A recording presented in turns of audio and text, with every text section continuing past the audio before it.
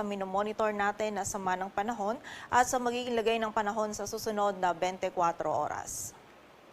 Kaninang alas 2 ng madaling araw, yung low pressure area na minomonitor natin dito sa may silangan ng extreme northern Luzon ay na-develop at isa na ngayong ganap na tropical depression at pinangalanan nating Ineng. At kaninang alas 4 ng umaga, huli itong namataan sa layo 925 kilometers east of extreme northern Luzon. Taglay nito yung lakas ng hangin na 45 kilometers per hour malapit sa sentro at bugso ng hangin na umaabot sa 55 kilometers per hour. Ito ay kumikilos pahilaga ng mabagal at sa kasalukuyan ay wala itong direct effect sa anumang bahagi ng ating bansa maliban na lamang sa yung trough or yung extension nito ay magdudulot ngayong araw ng mga pag-ulan sa ilang bahagi ng northern Luzon. At sa kasalukuyan, itong si Bagyong Haikwe na dating si Bagyong Hana, maging itong si Bagyong Ineng ay patuloy pa rin ine-enhance ang southwest monsoon o habagat na siya namang magdudulot pa din ng mga pag-ulan sa malaking bahagi ng Luzon, lalong-lalo na sa kanlurang bahagi nito. Kaya pag-iingat pa rin po para sa ating mga kababayan sa banta ng mga pagbaha at pagguho ng lupa. At ayon nga sa ating latest forecast track analysis ni Bagyong Ineng ay mananatiling malayo sa anumang bahagi ng kalupaan or landmass itong si Bagyong Ineng throughout the forecast period. So ina-expect natin na less likely na magkakaroon tayo ng wind signal sa anumang bahagi ng ating bansa at generally ito ay kikilos pa northeastward or north-northeastward habang mas nag-i-intensify pa at posible itong lumabas ng ating area of responsibility or ayon sa ating latest forecast track analysis ay magiging mabilis lamang yung paglalagi nito ni Bagyong Ineng sa loob ng ating area of responsibility and tonight or tomorrow ay lalabas na nga ito ng PAR as a tropical storm. At para nga sa mga pag-ulan ay muli directly ay wala itong anumang effect sa anumang bahagi ng ating bansa.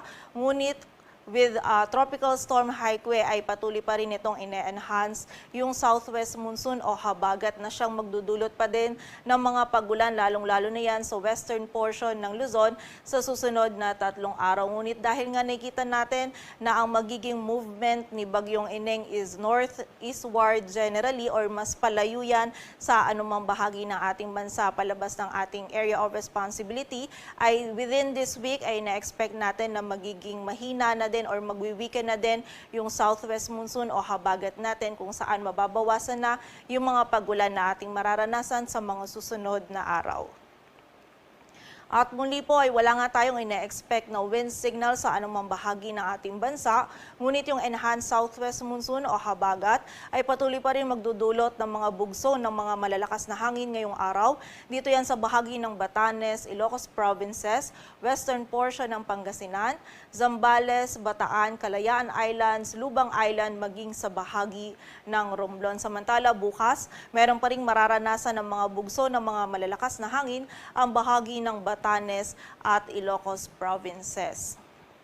At sa kasalukuyan, dulot pa rin ng habagat ay meron pa rin tayong nataas na gale warning sa mga dagat baybayin niya ng Batanes, Cagayan kasama na dyan ang Babuyan Islands, Isabela, Ilocos Norte, Ilocos Sur, La Union, Pangasinan, Zambales at Bataan, Occidental Mindoro, Oriental Mindoro, maging sa bahagi ng Marinduque, Romblon, Northern Palawan, Aklan at Antique kung saan mapanganib pa rin po ang pagpalaot para sa ating mga kababayang mangingisda pati na rin yung may mga maliliit na sasakyang pandagat. At para nga sa maging lagay ng panahon ngayong araw ng Martes, maulap na kalangitan at mga kalat-kalat na pagulan ang mararanasan. Dito yan sa bahagi ng Batanes, Cagayan at Isabela, dulot po yan ng trough ni Bagyong Ineng. Samantala, meron pa rin tayong mararanasan ng mga malalakas na pagulan. Dito yan sa bahagi ng Pangasinan, Zambales at Bataan, dulot naman yan ng habagat. At ngayong araw ay magiging mataas pa rin po yung tsansa ng mga pagulan dito sa Metro Manila, maging sa nalalabing bahagi pa ng Ilocos Region, sa bahagi ng Abra, Benguet, maging sa Bulacan, Pampanga, Rizal, at dito sa Cavite, Batangas, kung saan nga po maging dito din sa bahagi ng Occidental Mindoro ay magiging mataas din yung tsansa ng mga pag-ulan.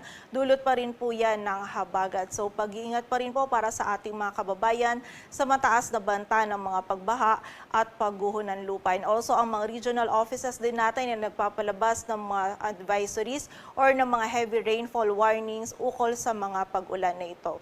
At sa nalalabing bahagi naman po ng Luzon ay magiging maulap din yung kalangitan at meron pa rin tayong mga tsansa ng mga kalat-kalat na pag-ulan, pagkidlat at pagkulog, dulot pa rin po yan ng habagat. Agwat ang temperatura dito sa Metro Manila ay mula 26 to 30 degrees Celsius. Samantala, sa bahagi naman ng Visayas at Mindanao, ngayong araw ay magiging bahagyang maulap hanggang maulap yung kalangitan. Meron tayong mga tsansa pa rin ng mga isolated na mga pag-ulan, pagkidlat at pagkulog, dulot yan ng mga localized thunderstorms. And during severe thunderstorms, posible pa rin tayong makaranas ng mga malalakas na mga pag-ulan na maaaring magdulot ng mga pagbaha at pagguho ng lupa. So pag-iingat pa rin po para sa ating mga kababayan.